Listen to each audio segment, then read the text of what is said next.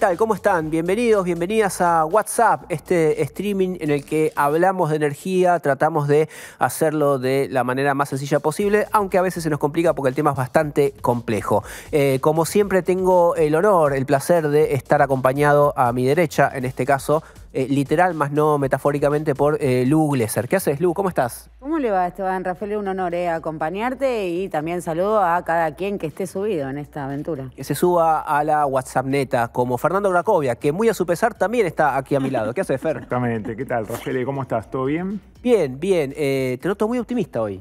¿Por qué? Porque no dije nada. Todavía no dijiste nada. Sí, eso es bueno, sí. Bueno. Por ahora me mantengo invicto. Les digo, como siempre, les recuerdo nuestras vías de contacto y de comunicación. Estamos en YouTube, en @WhatsAppStream, también en Instagram, en WhatsAppStream, watt como el megawatt, como el kilowatt, WATTS. Y en Twitter también somos @WhatsAppStream y tenemos un mail al cual pueden escribirnos si tienen ganas, que es streamwhatsapp@gmail.com. Se comunican ahí, siempre les pedimos que sean generosos, que nos den cariño virtual, que no es que nos guste tanto, pero sí le calienta mucho al algoritmo y nosotros vivimos de eso.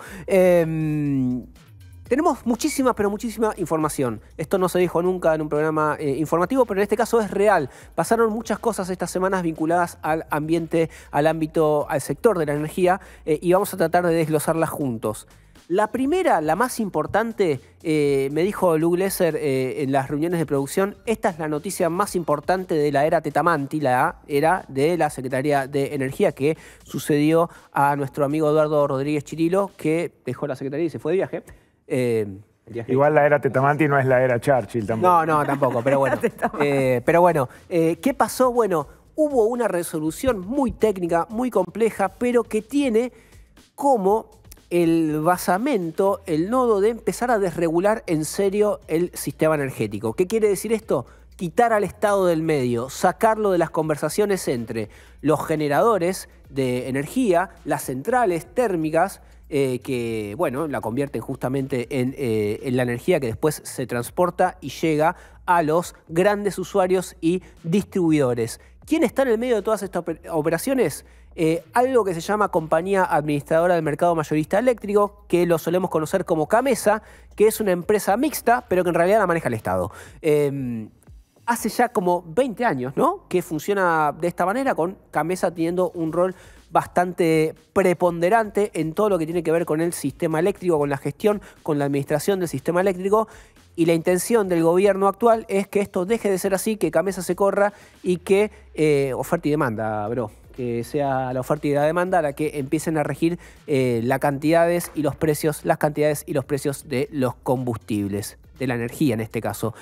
No sé si lo expliqué bien, lo debo haber hecho de lo más sencillo posible, pero acá Lu Glesser quiere hacer una editorial, así que le dejamos paso. No, marcarte. No, digo, hay pocas resoluciones firmadas por Tetamanti que cruzan estructuralmente el sistema de abastecimiento de energía eléctrica, que sabemos que está crítico, digo, lo vemos en los sucesivos cortes. Sí, va o apunta justamente a resolver el corazón, ¿no?, de este problema, un sistema de energía que venía integrado hasta el desguace en la década del 90 y que luego, con los sucesivos gobiernos del kirchnerismo, sí, una política de parches que no logró, digo, ni ir para un lado ni para el otro, dejó, como bien marcaba Federico Sturzenegger, una madeja de regulaciones que, bueno, no se avanzó ni en la integración y se dejó ese sistema de alguna manera desordenado, ¿no? Sí, para decirlo con algún tipo de condescendencia. No solo Sturzenegger, es un debate que se da incluso puertas adentro del peronismo. Bueno, pero entendamos por qué. La principal crítica de Matías Culfas al kirchnerismo fue no haber resuelto todo este tema.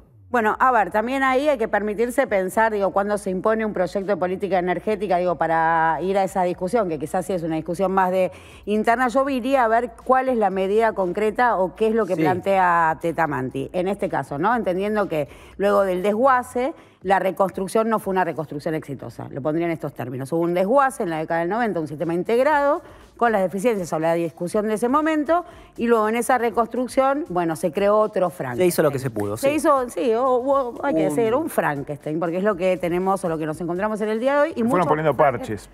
Política de parches, sí, claramente. Bueno, ese Frankenstein es producto que no se impuso o no ganó un criterio de política energética que estaba en disputa. En el último gobierno se vio claramente la interna entre Matías Culfas y, bueno, el rostro visible es Federico Basualdo, pero podríamos decir a grandes rasgos de la pata más albertista con la cámpora y esto es... Bueno, pará. Y de eso a esto, ¿Qué hay? ¿Qué cambia? Vamos a lo de María Tetamanti. Primer lugar, tema precios, ¿no? Que uno de los objetivos del gobierno es que se baje el precio de la energía para la industria. Entonces, ¿qué dice? Como ahora los generadores van a poder proveer de energía directamente a las industrias sin pasar por Camesa, se va a generar una competencia de los generadores que se van a pelear por ofrecerle un menor precio a las industrias. Mirá. Ahora esto, en un sector como es el energético, que se caracteriza por tener muy pocos jugadores, son pocos y los conocemos mucho y además se repiten a lo largo de la cadena de valor, los mismos jugadores, lo que suele pasar en estos casos es que no compiten por bajar el precio, sino que se carteliza y fíjate qué es lo que pasa con las estaciones de servicio. Vos tenés las estaciones de servicio que no se pelean por darte un valor de la nafta del litro más bajo, sino que se ordenan alrededor de un precio. Mirá, tenemos una placa que para tratar de explicar esto que está contando Lu Glesser. ¿Cómo funciona hoy el sistema eléctrico? Básicamente la generación, ¿sí? Ahí juegan YPF Luz, Pampa Energía, otras empresas que generan justamente el combustible. ¿Le vende a Camesa? Vamos ahora al segundo punto, si querés vamos a la cuestión del combustible. No sé cuántos de los que estamos acá sabemos que el combustible que usa la generación térmica, que es una parte de la generación de energía eléctrica, hay térmica, hay hidráulica por agua, hay nuclear. La energía térmica, que es la que explica mayormente el parque de generación, tiene el combustible que se lo regala Camesa. Se lo regala Camesa. Ahí lo tenemos, Camesa recibiendo el combustible, generación, esto es lo que Camesa, deja de hacer. Flechita, y acá viene la cuestión. Distribución, y la distribución va justamente a los hogares, los comercios y las industrias. Además hay grandes usuarios que directamente compran la energía por afuera, lo que es la distribución, a otro precio. Para que quede claro, vamos a ponerlo y a terminar estos 3 puntos sobre la de Tetamanti. Decíamos precios por un lado, esta cuestión de querer bajarlo para las industrias, pero posibilidad de cartelización. Segundo punto, como bien marcas vos, Rafael, combustible. Hasta ahora Camesa se lo regalaba, lo pagaba Camesa y se lo regalaba a las generadoras. O sea, se generaba una deuda porque las distribuidoras no tenían tarifa, no le pagaban ese combustible a Camesa. Básicamente la Camesa pagaba el combustible que usaban la generación. Camesa, ergo subsidios, el Estado. Eso es un subsidio a las generadoras claramente por parte del Estado que se corta ahora con esta medida. Bien. Pero ¿qué pasa? Ese combustible que es mucho gas, que Camesa se lo compraba a los productores de vaca muerta, que una vez más se repiten y quizás el que produce es el que transporta y también el que genera, se lo compraba en el marco del Plan Gas. Ese Plan Gas tiene contratos, tiene compromisos de compra hasta el 2027-2028. Sí, eso se mantiene. ¿Qué pasa? No va a romper el contrato, pero ya no necesita ese gas para la generación térmica porque ya no se lo va a regalar o no se lo va a pagar. Pero como no va a romper los contratos del Plan Gas, lo que va a apelar es a una cláusula que tiene ese contrato que dice que así vos no adquieras el gas, el Estado, Camesa, tenés que pagar el 75% igual de ese gas. Con lo cual, ahí el productor de gas va a tener el 75% que le paga el Estado por un gas que no va a tomar, que se lo va a vender a la generadora. Y ahí sí puede haber una baja de precio, porque por lo general, como decimos, el productor de gas y el generador, si no es el mismo, viven en el mismo country o van al mismo country o se sentan en la misma mesa. Entonces, si tienen el gas, que por un lado el Estado le paga el 75%, obviamente pues te lo puedo ir a vender a vos mucho más barato porque lo estoy cobrando casi 2 veces. ¿Qué pasa ahora? ¿Cómo va a ser el nuevo sistema? De nuevo, de manera progresiva, están los contratos del Plan Gas que van a seguir ahí está, el productor al generador. Por su mismo camino, mientras este sistema va ganando. Este sería el nuevo esquema. Las productoras le venden a las generadoras le venden a los distribuidores, Edenor, Edesur, Edelap, Eden, las empresas provinciales y cooperativas, y a los grandes usuarios, a los Aluar, a los Siderar, no sé, estoy pensando en las grandes empresas, Ferrocarriles Argentinos, estoy pensando en las grandes empresas que van y compran directamente su energía. Déjame terminar entonces los 3 puntos de la resolución. Entonces acá tenemos ya productores que van a cobrar 2 veces por ese gas, con lo cual se lo van a abaratar a las generadoras porque ya hay una parte que va a cubrir el Estado por un gas que no va a tomar. Y un tercer punto que tiene que ver con el contrato entre privados, porque a partir de ahora lo que dicen es que el que genera le va a poder vender esa energía directamente a la industria. Sí. Esa es una parte muy importante de la resolución. Hay que decir que esto ya sucede a partir de los PPA que se resolvieron durante el gobierno de Mauricio Macri. Hoy una industria puede hacer un pacto, comprarle directamente a una generadora de energía renovable. Pero la energía renovable es la más cara, para que te des una idea. Una renovable, un watt de renovable puede salir $100. El de hidráulica vale 13 y el de nuclear aún menos. Con lo cual ahora también lo que puede suceder es que la industria elija comprar energía más barata. Sí. Y eso quita del sistema nacional, del de todos, la energía barata. Porque decimos también que hay un problema de generación insuficiente del sector. ¿Por qué que la industria me compre energía? Digo, ¿por qué la generadora le va a vender a la industria y no a las distribuidoras, por ejemplo? ¿Por qué que las industrias compren energía le puede quitar energía al sistema? Le puede, porque va a priorizar energía más barata, como la nuclear, comprarle. Por ejemplo, yo soy una industria y tengo que ir a comprar energía. Sí. Voy a ir a comprar la más barata ahora que estoy habilitada directamente, por ejemplo, pactar o contractar energía de Salto Grande, que vale 13. Está bien, pero te tenés que pelear con la distribuidora, que también quiere ser. Vamos a ese punto. Entonces, acá en el esquema está planteado. Generadora, industria. La industria necesita energía, se la compra a la generadora, ese precio es libre, lo pactan entre ellos. Sí. Pero acá vamos a lo que decís vos, Rafael, que en el medio vos tenés el transporte y la distribución. El transporte son líneas de muy alta tensión que luego llegan para los distritos a estaciones que se transforma o se baja para que pueda ser distribuido. Sí. Entonces tenés transporte y distribución. Ese segmento, la infraestructura de transporte y de distribución es del Estado, es infraestructura pública. Lo que está es concesionados, a diferencia de la generadora que tiene un dueño y la industria que tiene un dueño, en este segmento el activo es del Estado. Sí. Entonces, ¿cómo juega el Estado en esa concesión que está poniendo la infraestructura? Ahora bien, es una infraestructura que está obsoleta, saturada, que viene de muchos años de desinversión. Bueno, tuvimos la semana pasada un episodio en Santa Fe justamente porque se cayó el transporte, la alta tensión. Con lo cual ya está saturada con la energía que está corriendo. O sea, a eso vas a sumarle la demanda que por otra parte o por otro carril realicen las industrias, una vez más ponés muy al borde ese sistema. Estás siendo optimista en cuanto a la demanda de la industria. Vos estás diciendo que la industria se va a recuperar y va a demandar un montón de energía y por eso va a saturar el sistema. Bueno, si no hay industria activa, nada de la resolución de Testamanti tiene objetivo alguno. Igual, quiero aclarar primero que no soy el más pesimista, acá quedó demostrado. Está claro. Eso, hecha la aclaración. Y después, también hay una cuestión que durante estos 20 años, al estar las tarifas pisadas, al estar el Estado controlando todo, es como que ni industria ni tampoco los usuarios nos preocupábamos demasiado por el costo de la energía.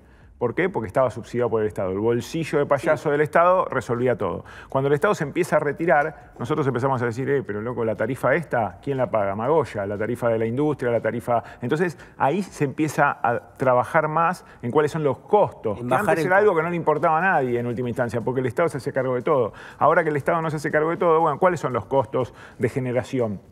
Hidráulica, lo que decía el hidráulica, térmica, nuclear. Entonces hay que bajar esos costos. Entonces este gobierno apuesta a la competencia entre privados para ganar eficiencia y bajar costos. Mirá. Es el supuesto del libre mercado. Habrá que ver si funciona, pero es la apuesta de ellos. Pero hay un punto, tiene razón Lu, que ese libre mercado necesita una infraestructura. La infraestructura hoy, el Estado no está dispuesto a ponerla. Y por lo menos en lo que tiene que ver con redes de alta tensión, el privado tampoco. Bueno, lo que dicen es que durante muchos años no había ninguna posibilidad que el privado la pusiera porque todas las tarifas estaban pisadas. Claro. Ahora que los ingresos empiezan a recomponerse en términos reales, tal vez aparezca esa infraestructura bancada por el privado. Lo vamos a hablar en breve con uno de los invitados que tenemos. Pero vinculado a esto, hoy es... Estoy diciendo hoy porque estamos grabando un miércoles, pero esto probablemente lo veas mañana, jueves o algún otro día de esta semana. Pero en esta semana de mediados de fines de enero, me estoy haciendo un matete, no importa. Lo que quiero decir es que salieron las resoluciones para convocar audiencias públicas para las tarifas de este año y los próximos años para Edenor, Edesur y el transporte. Y tiene que ver con esto que estaba contando Lu Glesser de alguna manera, porque en estos contratos que se van a definir, en los cuales el gobierno ya hizo saber que a las distribuidoras de energía eléctrica de Norte y de Sur, que son las que dependen del área nacional, les van a dar una tarifa que empiece con un dígito, o sea que sea menor del 10%, aunque hay que hacer la aclaración que ese va a ser el costo de distribución, después hay que ver cuál es la fórmula de indexación, cómo se actualiza por inflación, quiero decir, y además cuál va a ser el costo de la energía. Bueno, ese combo tiene que ver con esto, porque si el precio de la energía va a ser más caro o más barato en esta nueva situación de mercado, eso se va a tener que ver reflejado en las tarifas que se van a discutir a fines de febrero, según la fecha de la audiencia pública, que es el 27 de febrero, y que va a devenir en nuevas tarifas que van a regir a partir de abril. Y además de todo eso, se va a discutir cuánta de esa tarifa va a estar subsidiada. Porque ya hizo saber Tetamanti, y probablemente se discuta también en estas audiencias, que quiere migrar este sistema de 3 escalones en lo que tiene que ver con subsidios, en los cuales 2/3 de la población tiene algún grado de subsidio de la energía eléctrica, a una tarifa social. Hay que ver a quiénes alcanza esa tarifa social y cuánto consumo les subsidian y cuánto va a ir a tarifa plena. Bueno, todo este sistema, todo esto es lo que va a empezar a regirse por estas nuevas normas en las cuales el Estado se corre, quiere que el mercado sea el que empiece a distribuir, a fijar, el precio de la tarifa en este ambiente de competencia y dejar al Estado solamente en un rol de regulador, en este caso, por ejemplo, para de norte y de sur, bueno, fiscalizar que hagan las obras para que no se te corte la luz. Y si se te corta la luz, bueno, no darles tarifas o multarlos de una manera un poco más vehemente de lo que viene sucediendo. Más allá de lo que tiene que ver con las tarifas de energía eléctrica, tuvimos otra novedad esta semana, que es que el gobierno ahora sí por decreto oficializó esto que había anticipado Federico Sturzenegger, nuestro ministro desregulador, que es que una persona va a poder ir a una estación de servicio y autodespacharse combustible. Se va a poder agarrar la manguera, meterla en el surtidor de su auto y llenar el tanque a gusto y piacere sin la asistencia de un playero. No sé cómo les cae. Hay un textual en la resolución que me llamó la atención, lo leo. Dice, una vez terminado el suministro de combustible, se repondrá la tapa del tanque y se colgará la manguera en su lugar, cuidando de que no quede enganchada en algún saliente del vehículo. Recién entonces estará en condiciones de poner en marcha el motor. Es decir, maestro, no te vayas con la manguera enganchada porque me vas a romper. Eso está la resolución. No es un manual de uso que te dan en la condición. Pero está bien. Yo pienso igual que ellos, no hay que confiar en la gente. Porque, ¿qué pasa? Si vos confías en la gente, pasa, por ejemplo, lo que ocurrió en esta escena genial de Zoolander.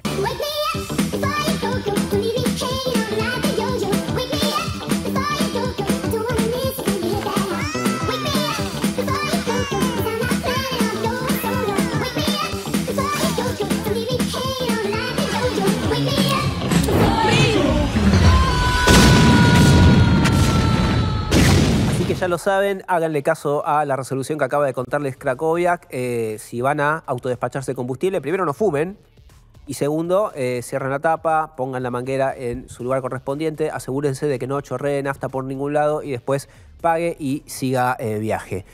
Nosotros también vamos a seguir viaje en este mágico mundo energético. Nos toca presentarles el informe especial de esta semana que tiene que ver con un tema mucho más serio de lo que acabamos de ver, con la realidad de los clubes de barrio. Ustedes saben que los clubes de barrio, nos centramos en el conurbano bonaerense, esta es una realidad nacional, pero bueno, tiene por su densidad de población y por la importancia de los clubes de barrio, tiene un epicentro en el Gran Buenos Aires.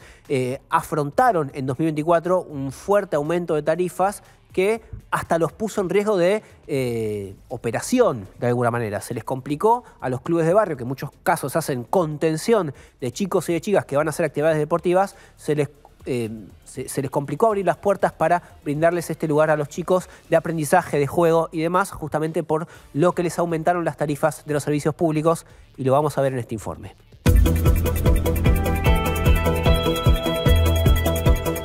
Los clubes de nuestra provincia de Buenos Aires son una institución fundamental. Yo he recorrido de punta a punta toda esta provincia, todos lados, el club, un lugar de pertenencia. Más o menos, para que se den una idea, tenemos 8.000 clubes y 3.000 registros. Hay muchos clubes que son formales y hay otros que suceden mientras la comunidad va creciendo, ¿no? Por ejemplo, se arma un barrio, se arma la capilla y en la canchita los vecinos se juntan y fundan un club. El rol de los clubes en la sociedad es fundamental, primero porque generan identidad, porque son parte del acervo cultural de nuestro país y porque generás comunidad, generás sentimiento. Los aumentos de los servicios públicos en las cuotas, obviamente, y en el club hace la situación muy compleja en todas las instituciones. Pensá, por ejemplo, mi club y los clubes del sur de la ciudad, y en los clubes que hemos censado por ahí de bajos recursos están cobrando una cuota social de 2.000, 3.000 pesos y hoy están pagando solamente de servicio eléctrico más de 1 millón de pesos.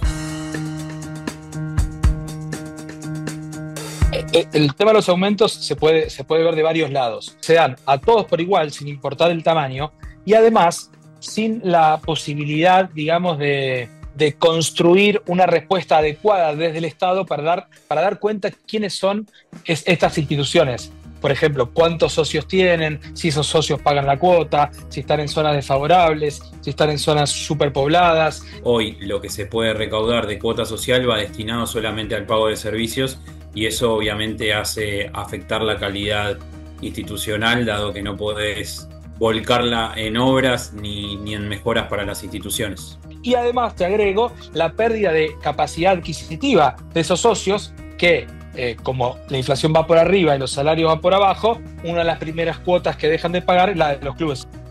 Por ahí tenías actividad hasta las 11, 12 de la noche y hoy la mayoría a las 9 de la noche, 10, terminan cortando para utilizar lo menos posible el servicio eléctrico.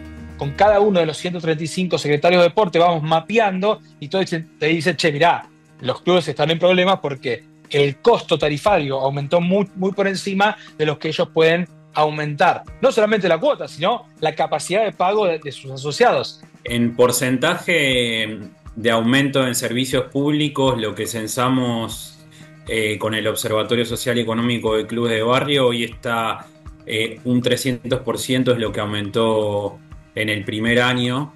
Lo que no vamos a ahorrar en términos de la tarifa energética, a la larga lo vamos a pagar en acompañar consumos problemáticos de pibes, problemas de salud mental, problemas de seguridad. Todo eso después no lo ves. Digo, esa cuenta del almacenero también hay que hacerla. Che, un pibe que, si el club deja de entrenar a las 7 de la tarde, ¿esos pibes a dónde van?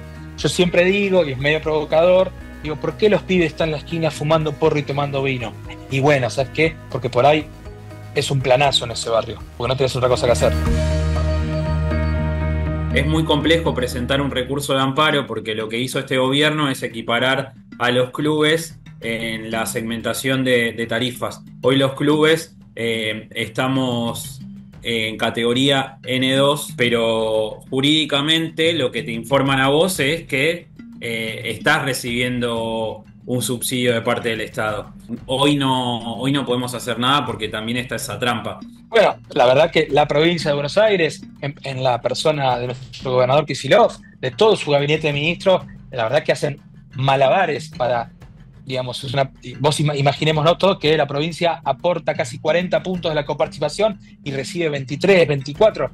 Hace malabares para abordar la infinidad de cuentas a saldar. ¿Qué hacemos nosotros? Bueno, una pedagogía de la presencia, estar cerca de esos clubes, mapearlos, preguntarles qué les faltan, cómo se los puede capacitar, qué material, hacer una compra grande de material deportivo que es carísimo para el desarrollo de la actividad deportiva. Bueno, todo eso depende de la agenda de acompañamiento y de estar cerca que nuestro gobernador Kicillof, nuestro ministro Larroque nos propone para fortalecer la comunidad.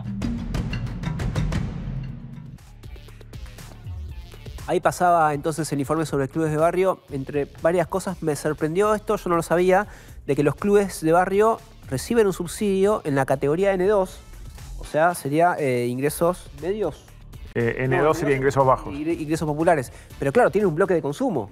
Y una cosa es tener un bloque de consumo siendo una unidad familiar, una casa, y otra cosa es un club en el cual tenés instalaciones más amplias, va mucha más cantidad de gente y demás, o sea que lo formal reciben un subsidio, pero no alcanza. No alcanza para nada. Estamos hablando de tarifas que sean después de ese bloque va a precio pleno. Después de ese bloque, por supuesto, va precio pleno. Vamos a hablar de esto y otras cosas con nuestro primer invitado del día de la fecha. Es un ex secretario de Energía, preside el Instituto Argentino de Energía, General Mosconi. Se trata ni más ni menos que de Jorge La Peña, quien tiene la deferencia de acompañarnos. Bienvenido, Jorge, gracias por estar. Muchas gracias por invitarme. No sé si pudiste ver el informe que acabamos de pasar. Vos escribiste hace unos días una columna bastante crítica de la política energética en el diario Clarín. Y una de las cosas que estabas apuntando en esa columna, ahora la vamos a desgranar un poquito más en detalle, pero tenía que ver con la tarifa social y con la falta de perspectiva de quién va a pagar este costo social por quitar la tarifa de la manera en la que están haciendo.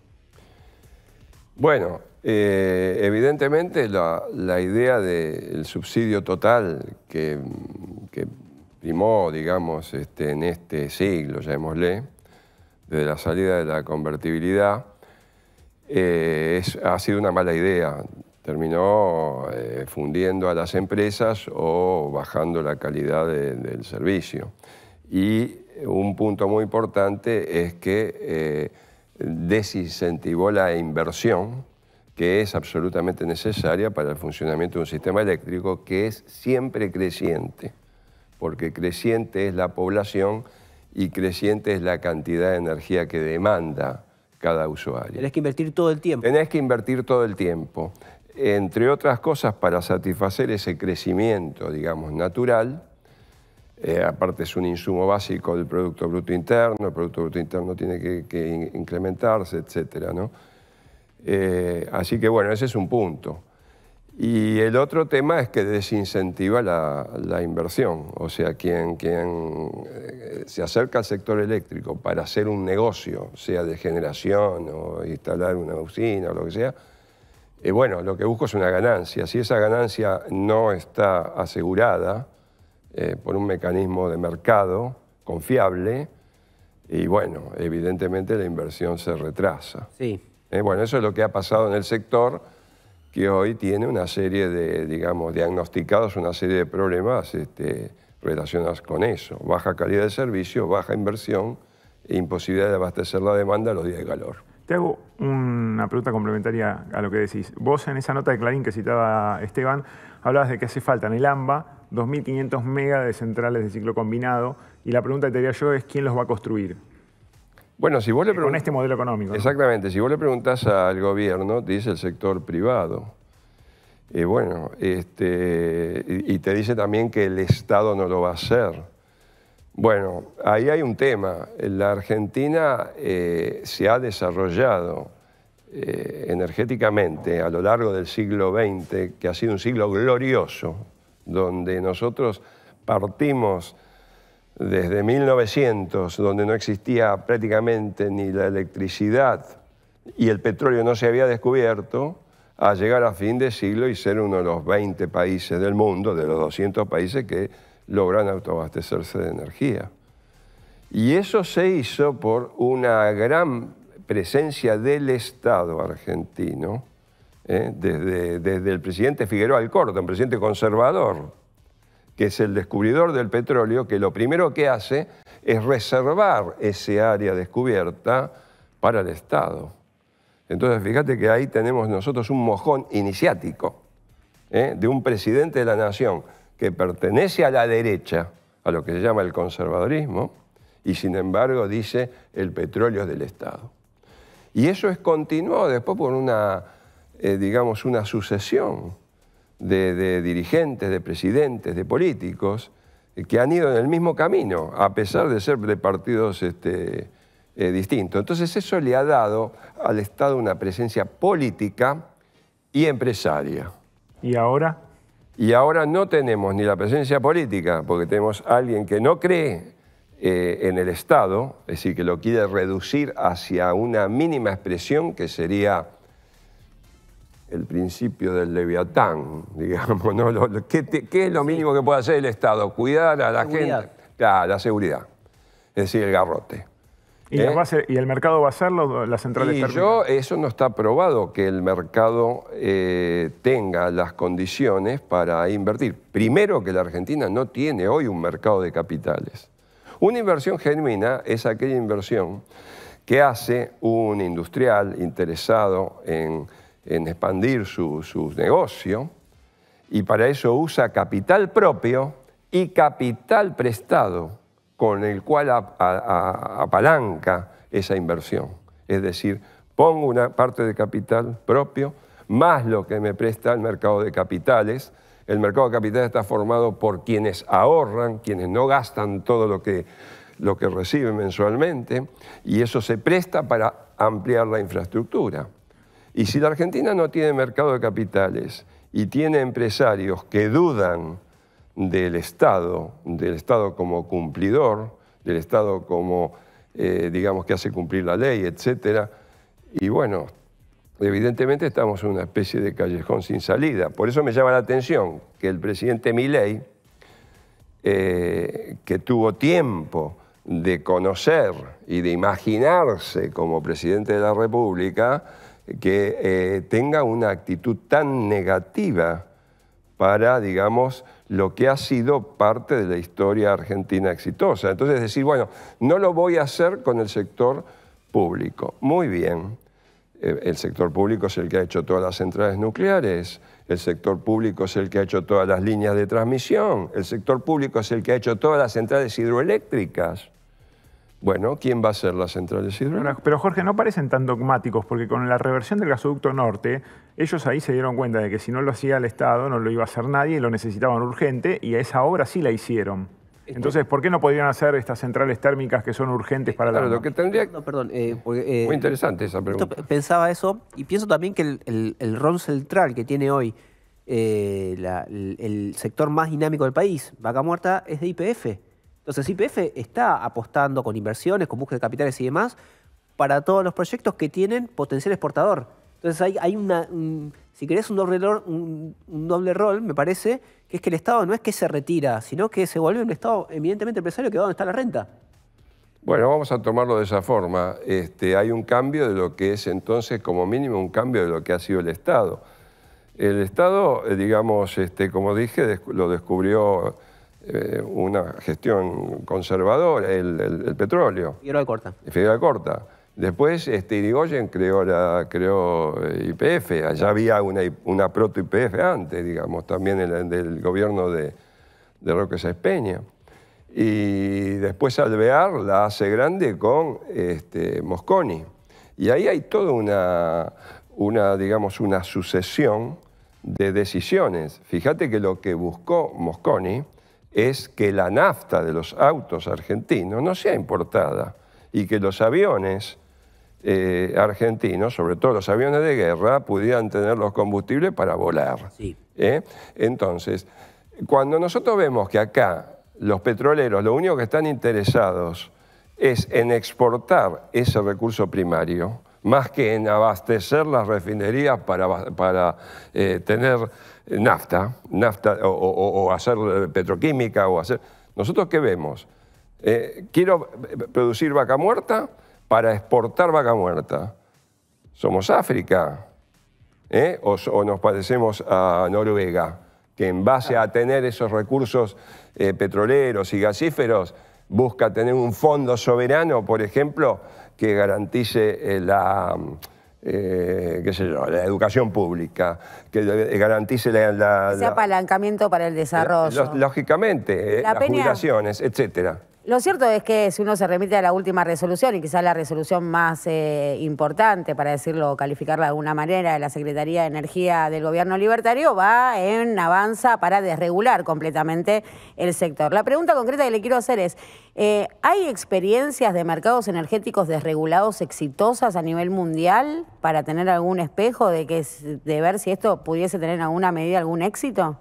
Sí, por ejemplo, el mercado de los Estados Unidos es absolutamente exitoso. El costo de la energía es bastante alto, ¿no? No. Estados Unidos es un ejemplo para nosotros.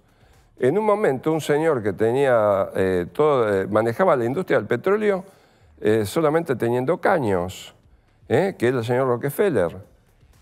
Y hubo un presidente que es Ted Roosevelt en el año 1909 que dictó lo que se llama la Sherman Act, que es la ley de antitrust. Nadie en Estados Unidos puede tener más poder que el Estado de los Estados Unidos. Entonces, ese empresario se vio obligado a vender. Hay una etapa de disciplinamiento del mercado. Ahí ya hay un disciplinamiento por parte del Estado para ordenar ese mercado. Ya hay una regulación. Nadie tiene más del 10% del mercado y todos los petroleros compiten entre sí. Y entonces eso es algo que nos debería enseñar a nosotros ahora, que estamos 100 años después de eso. Es decir, los mercados privados son extraordinarios en la medida que sean competitivos. Y el mercado del gas en la Argentina no es competitivo. Y el mercado del petróleo tampoco. El mercado de Hacienda de Cañuelas sí es competitivo, porque muchos oferentes van al mismo tiempo a querer venderle a muchos demandantes. Entonces esto surge de un mercado competitivo. Los mercados del sector energético, ninguno es competitivo. Son mercados de acuerdos corporativos que fijan, por ejemplo, el precio del gas en boca de pozo, que es el precio director de toda la economía energética argentina. ¿Cuánto vale el gas en la boca de pozo o en el ingreso al sistema de transporte de nuestro gran yacimiento Vaca Muerta? Cuando uno indaga cómo fue determinado ese precio, no ha surgido de un mercado de competencia, y menos de un mercado auditado por la Comisión de Defensa de la Competencia. No, lo puso el Estado. Lo puso el Estado en común acuerdo. Lo puso alto en algún momento para favorecer las inversiones. En común acuerdo con 4 o 5 empresarios. ¿Y qué pasa? En una mesa de este tamaño, más o menos. Y retomando lo que decía Lu Glesser hace un ratito, ahora que el Estado quiere correrse, ¿quedan esos 4 o 5 empresarios?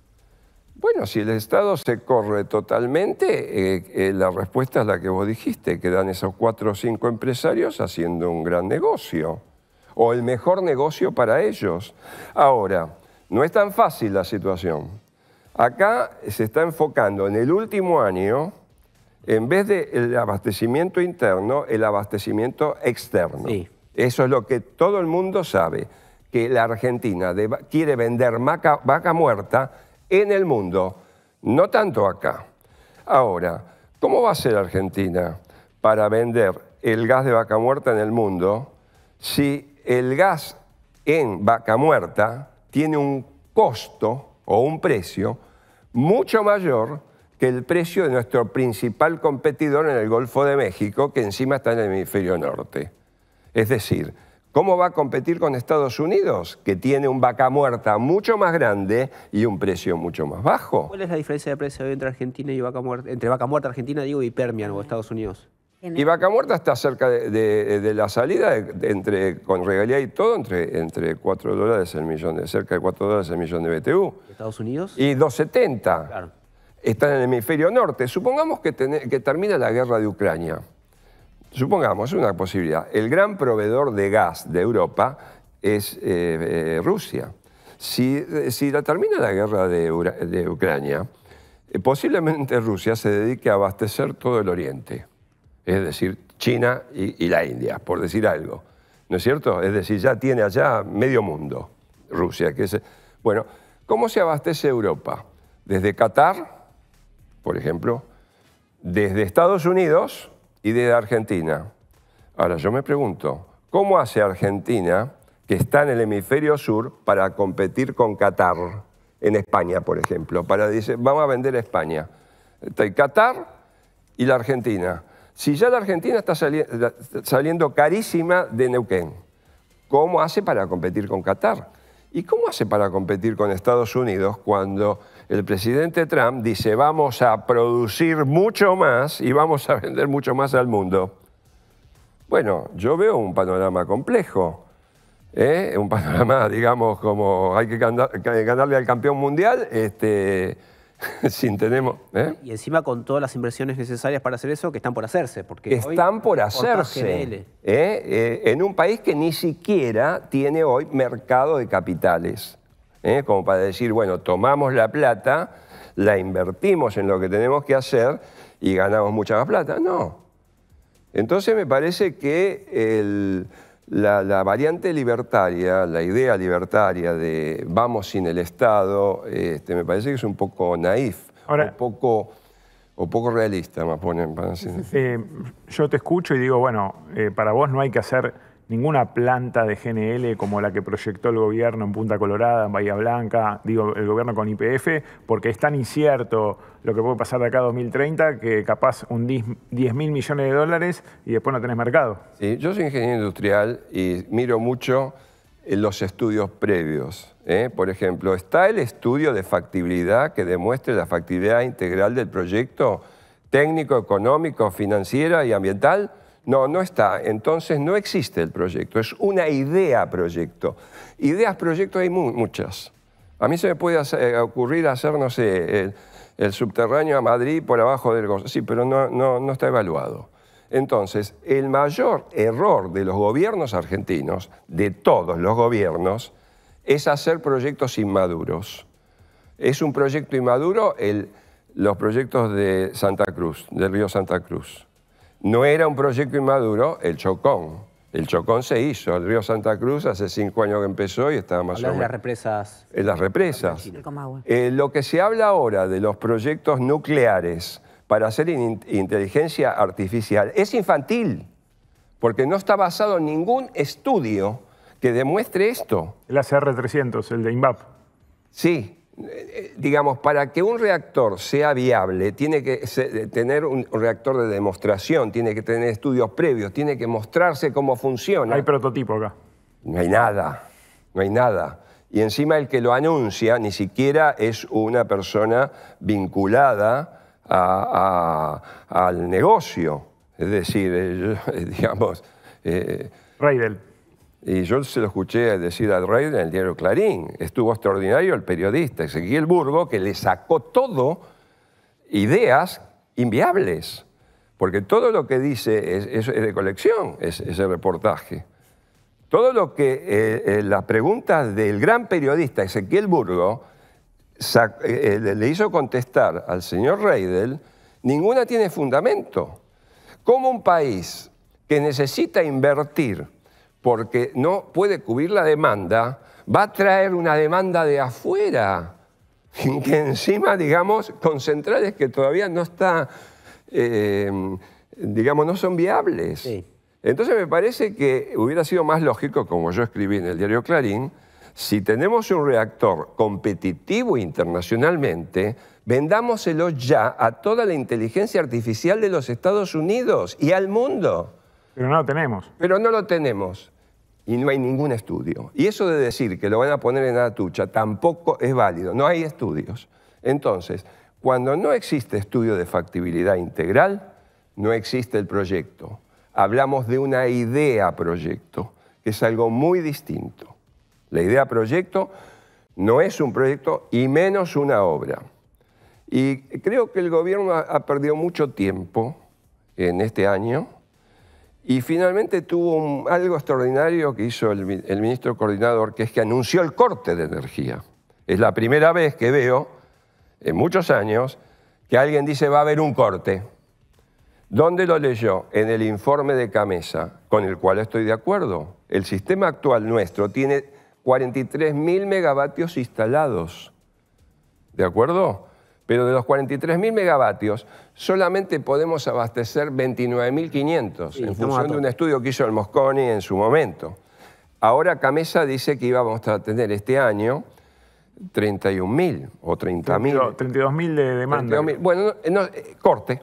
Entonces el ministro dijo, va a haber corte. ¿Y cómo lo va a resolver? Con cortes rotativos. Muy interesante, porque son cortes episódicos, no cortes que va a ser todo el año. Bueno, hay que ver de qué forma se administra.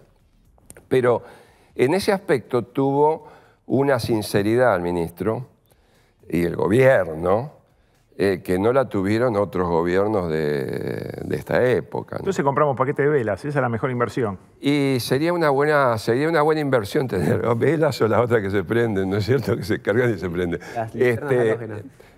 Sí. Bueno, Jorge, muchísimas gracias por tu tiempo y por llenarnos de optimismo. Estábamos necesitando justamente este baño de optimismo que acabas de brindarnos. Bueno, no sé cómo interpretar esta palabra, pero bueno, muchas gracias a ustedes por invitarme. Bueno, pasaba Jorge Lapeña entonces por WhatsApp y ahora vamos a cambiar de nuevo de tema. Es el momento de darle la bienvenida a un queridísimo amigo, a un compañero de nuestro programa, a Diego Golombet, que en este caso nos va a hablar de la conexión entre tecnología y energía. Está hablando de riego inteligente y de un montón de proyectos que está aplicando la agroindustria justamente para eficientizar el uso de la energía y utilizar energías renovables que por ahí tiene ahí en el mismo campo o cerca del campo.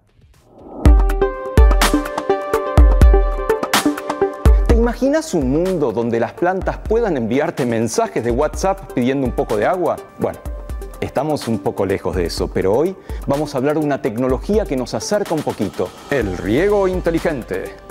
Un sistema que usa tecnología avanzada y energía renovable para maximizar la eficiencia en el uso del agua y, claro, de la energía. La idea es regar los cultivos justo cuando lo necesitan y en la medida justa en que lo necesitan.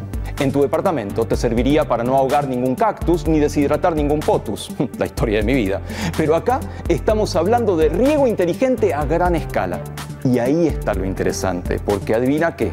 No solo la verdura que compras, sino las semillas con las que se hace el pan y el alimento que comen los animales que te comes, en fin, todo. La humanidad depende del éxito de grandes cultivos. Y sabemos que el agua es un recurso vital que escasea, entre otros muchos motivos, por su mala utilización. El riego inteligente es una técnica que utiliza tecnología para optimizar el uso de agua, energía y fertilizantes en la agricultura. Su objetivo es aumentar la producción de alimentos, reducir el impacto ambiental y mejorar la calidad de los cultivos. Imagina un sistema con sensores colocados en el suelo que miden la humedad, la temperatura y hasta el nivel de los nutrientes en la tierra. Con esta información, el sistema de riego se activa en el momento preciso. Pero, ¿qué pasa con la energía? Y acá es donde entra en acción el resto de la magia de la tecnología. Estos sistemas de riego inteligente pueden ser impulsados por energías renovables como la solar y la eólica. Así, no solo se ahorra agua, sino que también se optimiza la energía. Con la escasez de agua que enfrentamos, aprender a utilizarla eficientemente es esencial. Al optimizar el uso del agua, se minimizan los desperdicios. El riego inteligente representa un gran avance en la conexión entre tecnología y energía. Este enfoque no solo maximiza la eficiencia en el uso del agua, sino que también promueve la sostenibilidad y hace que nuestros cultivos prosperen en lugares donde la lluvia a veces decide tomarse vacaciones.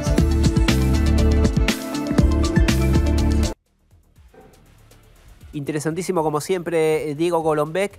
Y ahora vamos a hablar de la movilidad. En este caso, ustedes saben que cada vez más, aunque quizás a un ritmo un poco más lento que en otras partes del mundo, empiezan a aparecer acá en la Argentina, sobre todo autos híbridos, no eminentemente el eléctrico, el Tesla, digamos, o los autos chinos eléctricos que están por venir, pero sí esta posibilidad del motor que funciona tanto por combustión como por energía eléctrica o generando su propia energía eléctrica, según entiendo, por ahí lo estoy diciendo mal, y ahora me van a corregir, porque de estas cosas vamos a hablar con nuestro próximo invitado, que es Guido Tonelli. Él es periodista, especialista en el mercado automotriz, y viene acá a ilustrarnos sobre todo con esta nueva tendencia de autos eléctricos, híbridos y demás. ¿Cómo estás, Guido? Bienvenido. Muchas gracias. ¿Cómo están ustedes? Bueno, bien, muy bien.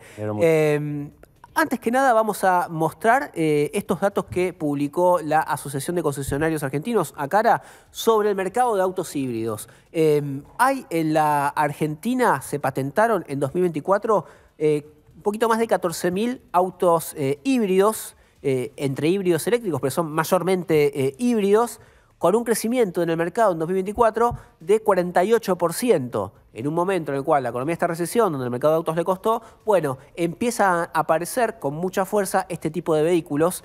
La pregunta, Guido, la primera pregunta es, ¿por qué? ¿Qué nos ofrecen estos nuevos vehículos? Bueno, yo creo que cuando empezamos a hablar acerca de la invitación hablemos de por qué comprar un auto híbrido o por qué ir por un electrificado, que sería más el concepto de los autos que tienen algún tipo de justamente electrificación.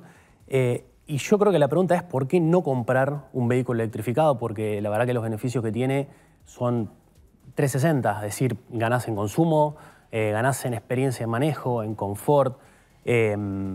Para mí es todo ganancia tener un auto híbrido. Yo siempre que puedo recomiendo los autos híbridos.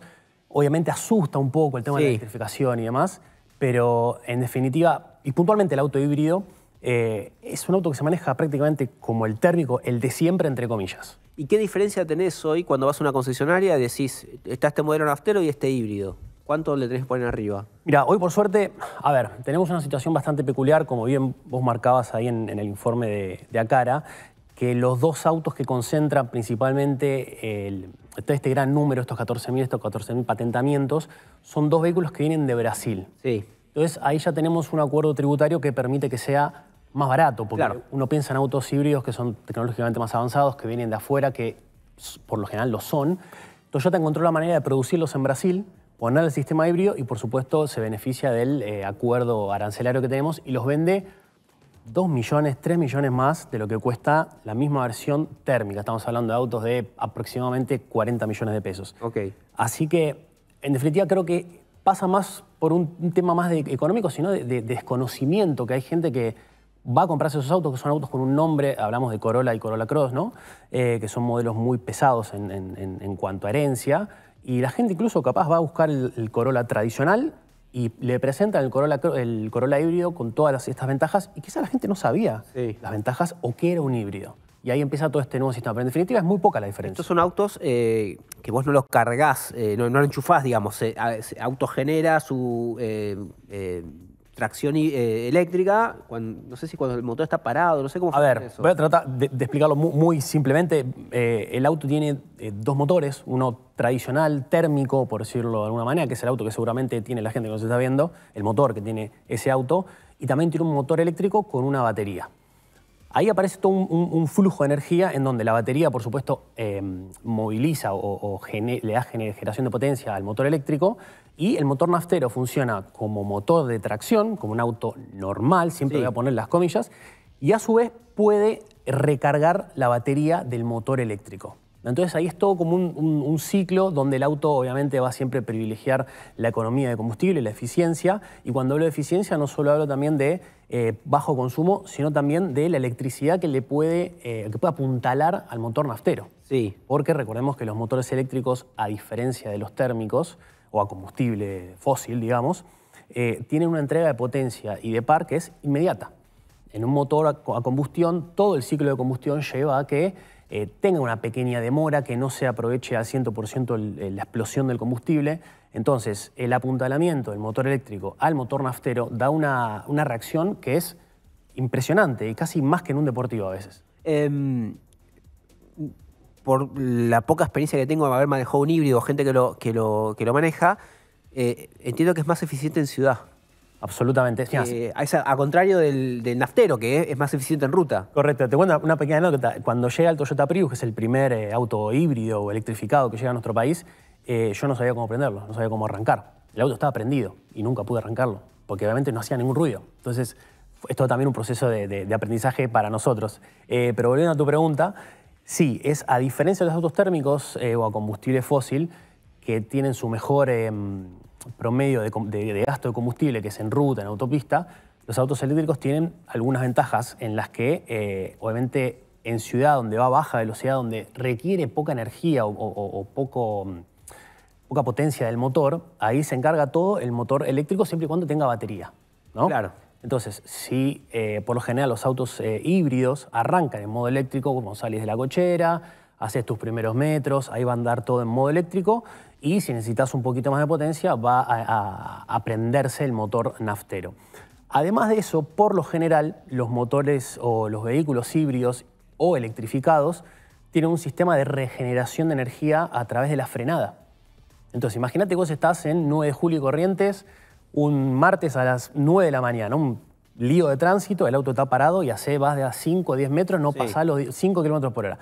El auto va a usar siempre motor eléctrico, o sea, no va a haber quema de combustible, no vas a estar consumiendo combustible, no vas a estar emitiendo gases, y cada vez que frenes, por más que para vos sea un embole, el auto va de a poquito, muy poquito, obviamente estamos hablando de...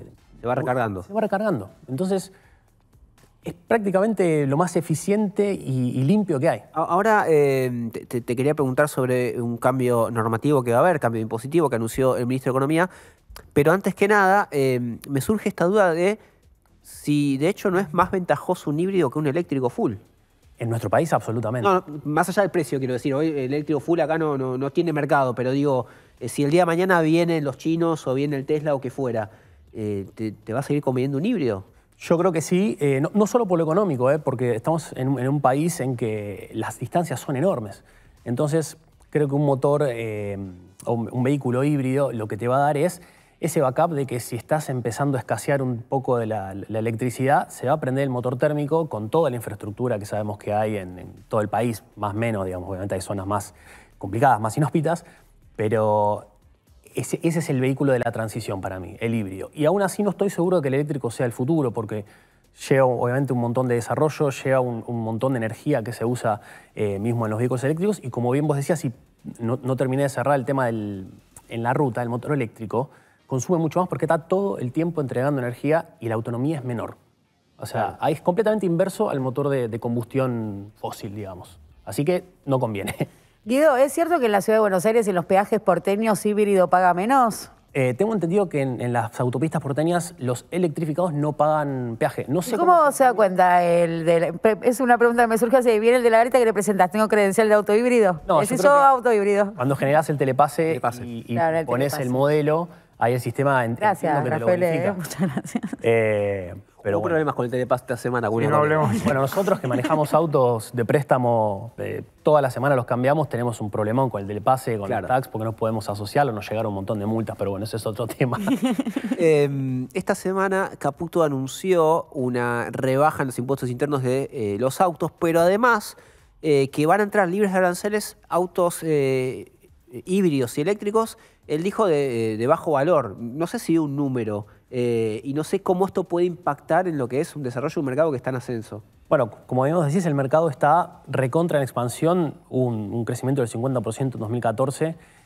Yo creo que esta medida que decís vos que pasó bastante desapercibida, un poco también nos pinta de cuerpo entero de qué lugar le damos, ¿no? Nosotros como sociedad y como mercado a los autos electrificados, pero creo que también, como dije antes, todo para ganar.